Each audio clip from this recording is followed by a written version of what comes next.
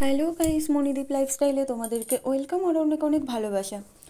তো আজকে বারোয়ারি যে আমাদের কালী মন্দিরটা আছে বাড়ির পাশে, তো সেখানেই পুজো দিতে যাব।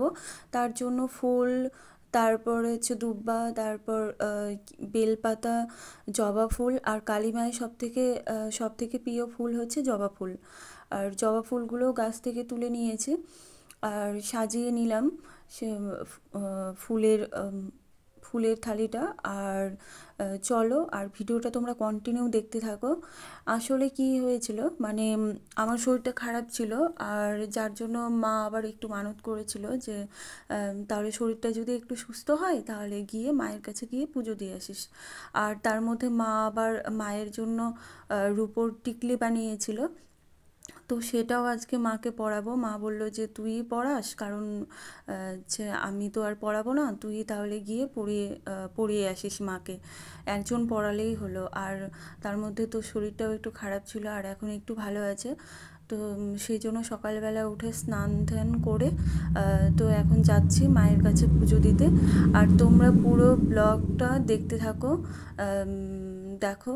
তো আমাদের পাড়াতেই কালী মন্দিরটা আছে, তো চলো সেখানে তোমাদের কাছে নিয়ে যাব তোমাদেরকে। আর আমার ফাইনালি সব কিছু রেডি হয়ে গেছে। তো চলো এখন যাওয়া যাক ঠাকুরের কাছে। রূপোর টিকলিটাও নিয়ে নিলাম আর সব কিছু আমার গোছানো হয়ে গেছে, তো চলো এখন যাওয়া যাক মন্দিরের দিকে। আর আসলে কি বলো তো, সকালবেলা উঠে স্নান করে নিয়েছি, কারণ স্নান করেই তারপরে তোমার পুজো দিতে হবে। আর সব থেকে ভালো মানে স্নান করে ভেজা কাপড়ে যদি দেওয়া যায় তাহলে আরও ভালো। তো যাই হোক, সেটা তো আর হবে না, কারণ যেহেতু শরীরটা অনেকটা মানে এখন একটু তাও সুস্থ আছি আমি। তো যাই হোক, চলেও এসেছি মন্দিরে। আমাদের মানে বাড়ি থেকে একটু অল্প একটু আসলেই আর কি মন্দিরটা, বাড়ির সামনেই। তো যাই হোক, এই দেখো আমাদের মায়ের মন্দিরটা। তো এই মন্দিরটার কাজ চলছে, এখনও কমপ্লিট হয়নি। খুব তাড়াতাড়ি মন্দিরটা কমপ্লিট হয়ে যাবে। এমনি প্লাস্টার হয়েছে, ভেতরে প্লাস্টারটা এখনও বাকি আছে। সেগুলো মানে হয়ে যাবে 2-1 মাসের মধ্যে কমপ্লিট হয়ে যাবে সব কিছু, তারপরে তোমাদেরকে দেখাবো মায়ের মন্দিরটা। তো যাই হোক, আর মানে আগের থেকে মা বলেনি যে মানে পুজো দিতে হবে।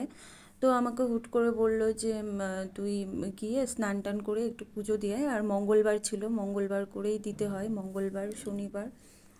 তো বললো যে মঙ্গলবার আছে আজকে, তো আজকে একটু স্নান টান করে মাকে পুজোটা দিয়ে আয়।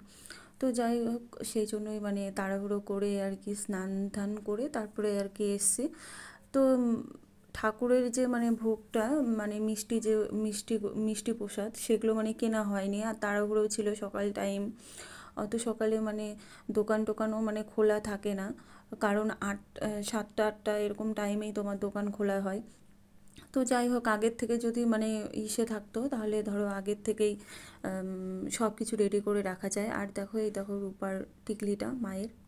আর টিকলিটা খুবই সুন্দর হয়েছে, কারণ আমি তোমাদেরকে দেখালাম সামনে থেকে। আর তোমরাও একটু কমেন্টে বলো কেমন হয়েছে মায়ের টিকলিটা। আর সবসময় পরে থাকবে। আর পাশে আবার কি, পাশে যে দিদাবাড়িটা আছে, মানে এটা আমাদের বারোয়ারি ঠাকুর, সবাই মিলে আমরা পুজোটা করি। যখন পুজো আসে তখন আমরা সবাই মিলেই পুজোটা করা হয়। আর যাই হোক, পাশে যে দিদাবাড়িটা আছে উনি আবার বলছিলেন, মানে উনি নাকি একসময় মানে টিকলি দিয়েছিল মাকে, তো সেটা নাকি চুরি হয়ে গেছে। তো আমাকে বলছিল সব সময় তাহলে পড়াস না, খুলে রেখে দিস, যখন পুজো আসবে তখন মাকে পরিয়ে রাখিস। তো মাকে আবার বললাম, মানে মা আবার বলল কি যে না থাক, একবার যখন পরিয়ে এসছিস মাকে, সেটা আর খুলতে হবে না, কারণ মায়ের জিনিস মাই দেখে রাখবে। তারপরে দেখো, এখন যদি চুরি করে নিয়ে যায়, সেটা চুরি করে নিয়ে গেলে তো আর কিছু করার নেই, কিন্তু মায়ের জিনিস মাকেই খেয়াল রাখতে হবে। আর ওরকম কবে পুজো আসবে, সেই বছরে একবার পুজো আসবে, সে তখন পড়াবো। আর মানে এরকমই টিকলিটা পড়েই থাকবে, কেমন লাগে বলো তো। আর এখন মা সবসময় টিকলিটা পরে থাকবে, দেখতেও ভালো লাগবে, মুখটাও কিন্তু খুব সুন্দর লাগে। তো যাই হোক, সেই জন্য মানে সব কিছু ঠাকুর ভরসা, তো তাই জন্য সবসময় পড়ানোর জন্যই দিয়েছি যে পরে থাক, যা হবে হবে। তো দিদাটাকেও বললাম যে দেখো মায়ের জিনিস মাই খেয়াল রাখবে, এরকম খুলে রাখাটা কেমন দেখায় যে খুলে রেখে দেবো তারপর পুজো আসবে তখন পরাবো, থাক মা পরে থাক, মায়ের জিনিস মাই খেয়াল রাখবে। তো সেই অনুযায়ী মানে রেখে দেওয়া হয়েছে, মানে পরিয়েই রাখা হয়েছে, দেখো কত সুন্দর লাগছে মায়ের মুখটা। তো যাই হোক, মাও খুশি। তো নতুন কিছু পেলে সবাই খুশি হয়, আর আজকে আমাদের মাও খুব খুশি হয়েছে, টিকলি পড়েছে রূপোর, খুব খুশি। তো যাই হোক, মানে আরও মানে কি বলে রূপোর হচ্ছে টিপ পরানো আছে, অনেকে দিয়েছে, তারপরে যাদের আর কি মানত আছে তারা দিয়েছে। আর মা মানে অনেক দিন থেকেই বলছিল যে মাকে একটা টিকলি দিতে হবে, তো সেই জন্যই মা আবার গড়িয়ে রেখেছিল মানে টিকলিটা। তারপর আমাকে বলছিল যে তুই তাহলে আয়, তারপর তুই হচ্ছে মাকে পড়াবি, তো আমাকে এরকম বলছিল। আর তার মধ্যে আমিও বাড়িতেই আছি, বাবা বাড়িতেই আছি, যার জন্য আমি মাকে পড়াতে পারলাম। তো যাই হোক, আমারও খুব খুশি লাগছে মাকে নিজের হাতে পড়ালাম। তো তোমাদের কেমন লাগছে আমাদের মায়ের মুখটা তোমরা অবশ্যই কমেন্টে জানাও। আর আর মায়ের পাশে যে এসে আছে, তো প্রসাদগুলো দিচ্ছে, প্রসাদগুলো মানে থাকছেই না, সব মানে পড়ে যাচ্ছে। আর মিষ্টি প্রসাদগুলো হলেও ওগুলো মানে মুখের মধ্যে লেগে থাকে ওগুলো দিলে, আর এগুলো মানে বাতাসা প্রসাদগুলো এগুলো তো মানে থাকে না, পড়ে যায় মুখে। তো তো যাই হোক, সবাইকে একে একে প্রসাদ দিয়ে দিলাম সব ঠাকুরকে। আর এখন পুজোটা দিয়ে দেবো, তোমরা কন্টিনিউ ব্লগটা দেখো। আর কেমন লাগলো ভিডিওটা অবশ্যই তোমরা কমেন্টে জানাবে। আর অনেক দিন পরেই মানে ব্লগটা করছি, যেহেতু মানে শরীরটা এখনই একটু সুস্থ আছে, তো এটা মানে বাড়ি যে ছিলাম ওই তখনই আর কি করা হয়েছিল, তারপরে এটা মানে এডিট করা হয়নি, যার জন্য এখন সময়টা হলো, যার জন্য একটু এডিট করে ভাবলাম তোমাদের সাথে শেয়ার করি।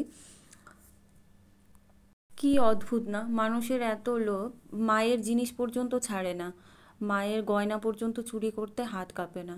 আর আমি না একটা জিনিসই ভাবি, কেন মা কি কিছু করতে পারে না, মানে কিছু বলতে পারে না, এমনভাবে ভয় দেখাবে বা কিছু করবে, তো পরে আর সাহস পাবে না মায়ের গয়না চুরি করার। তো অনেকবার হয়েছে মায়ের গয়না মানে অলংকারগুলো সেগুলো খুলে নিয়েছে, মানুষে চুরি করেছে। সেটাই ভাবি যে মানুষ কত মানে কত প্রকারের হয় ভাই, কারণ মায়ের গয়না পর্যন্ত ছাড়ে না, সেগুলো চুরি করে। কেমন একটু ভয়ও লাগে না? তো মাকে বলছিলাম তুমিই খেয়াল রেখো।